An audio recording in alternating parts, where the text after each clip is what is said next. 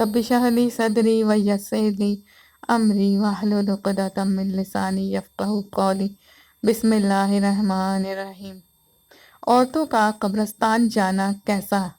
نبی کریم صلی اللہ علیہ وآلہ وسلم کثرت کے ساتھ قبرستان جانے والی عورتوں پر لعنت فرماتے ہیں، البتہ اگر صبر و تحمل اختیار کریں، جزا و فضا و ویلا رونا دھونا نہ کریں، شرعی آداب کا لحاظ رکھیں تو پھر کبھی کبھار جانے کی رخصت معلوم ہوتی ہے، کیونکہ عورتیں زیادہ رونا دھونا کرتی ہیں، اس وجہ سے قبرستان جانے سے منع کیا گیا تھا۔ لیکن اگر وہ شرعی لحاظ کو ملحوظ رکھتے ہوئے جائیں تو وہاں پر رخصت ہے۔ رضی اللہ تعالیٰ عنہ کا نبی صلی اللہ علیہ وآلہ وسلم کے پیچھے بقیع میں جانا صحیح مسلم میں ہے،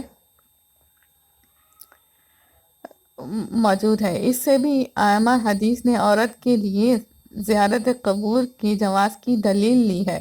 آپ صلی اللہ علیہ وآلہ وسلم نے خود سیدہ عائشہ رضی اللہ تعالیٰ عنہ کو قبرستان میں جا کر دعا کرنا سکھایا ہے۔ قصہ مختصر، عورت کبھی کبھار زیارت قبور کر سکتی ہے اگر وہ شرعی پابندیاں ملحوظ خاطر رکھے، وگرنہ وہ وہاں نہ جائے۔ اور عصر حاضر میں عورتیں اکثر جو ہوتی تھیں وہ سنور کر قبرستان جاتی تھیں اور وہاں رونا دھونا اور واویلا بھی کیا کرتی تھیں۔ ان کا زیارت قبر کو جانا درست نہیں، پھر یہ کثرت سے حاضری دیتی تھیں جو کہ لعنت کا سبب ہے۔ اللہ تعالیٰ انہیں ہدایت نصیب کرے۔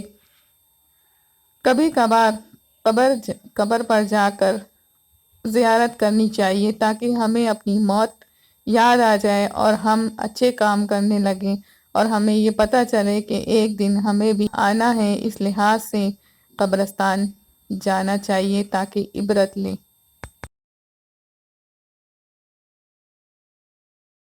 نبی صلی اللہ علیہ وآلہ وسلم نے فرمایا، جب کوئی شخص سو کر اٹھے اور پھر وضو کرے تو 3 مرتبہ ناک جھاڑے، کیونکہ شیطان رات بھر اس کی ناک کے نتھنے باسی میں رات گزارتا ہے، جس سے آدمی پر سستی غالب آ جاتی ہے۔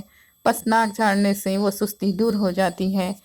تو سستی میں انسان رہتا ہے سارا دن، تو اس کی وجہ یہ ہے کہ وہ رات کو جب سوتا ہے تو شیطان ساری رات ناک کے اندر اپنا بستر بچھا کر سوتا ہے۔ تو لہٰذا جب بھی وضو کریں تو ناک صاف کریں اور دن میں 2-3 دفعہ ناک کو جھاڑ لیں اور صاف کریں، کیونکہ یہاں پر شیطان کے رہنے کی بہترین جگہ ہے اس کے لیے۔ اس لیے ناک کو جھاڑنا بہت ضروری ہے۔ سستی کاہلی سب ختم ہو جائے گی اور انسان صحت و تندرستی۔ میاں بیوی کی لڑائی میں شیطان کا ہاتھ ہوتا ہے۔ ابلیس پانی پر تخت نشین ہو کر اپنی فوج کو چاروں طرف سے منتشر کر دیتا ہے۔ جس وقت شیطان کو اس کی لشکری اپنے کارنامے سناتے ہیں تو وہ اس کارنامے سے زیادہ خوش ہوتا ہے۔ جب کوئی کہتا ہے کہ میں نے میاں بیوی یا گھر والوں میں تفریق لڑائی کر دی تو وہ شیطان اس کارنامے پر بہت خوش ہوتا ہے۔ تو یہ بہترین مشغلہ ہے میاں بیوی میں لڑانا۔ تو لڑائی شیطان کروا سکتا ہے، یہ اپنے ذہن میں رکھیں کہ ہم بلا وجہ لڑائی نہ کریں اور نہ ہی جھگڑیں، کیونکہ اس کے پیچھے شیطان کا ہاتھ ہے۔ اپنے گھر والوں کو رات کو جگائیں۔ حضرت عائشہ رضی اللہ تعالیٰ عنہ فرماتی ہیں کہ نبی کریم صلی اللہ علیہ وآلہ وسلم تہجد کی نماز پڑھتے رہتے اور میں آپ صلی اللہ علیہ وآلہ وسلم کے بسترے پر سو جایا کرتی تھی۔ جب وہ وتر پڑھنے لگتے تو مجھے بھی جگا دیتے اور میں بھی وتر پڑھ لیتی۔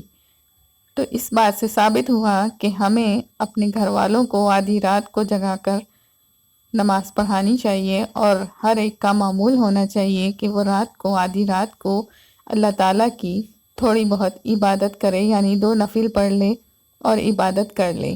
اور اس میں بیوی کو بھی جگائیں اور بچوں کو بھی جگائیں اور خود بھی یہ عمل کریں، انشاءاللہ گھر میں برکت ہوگی۔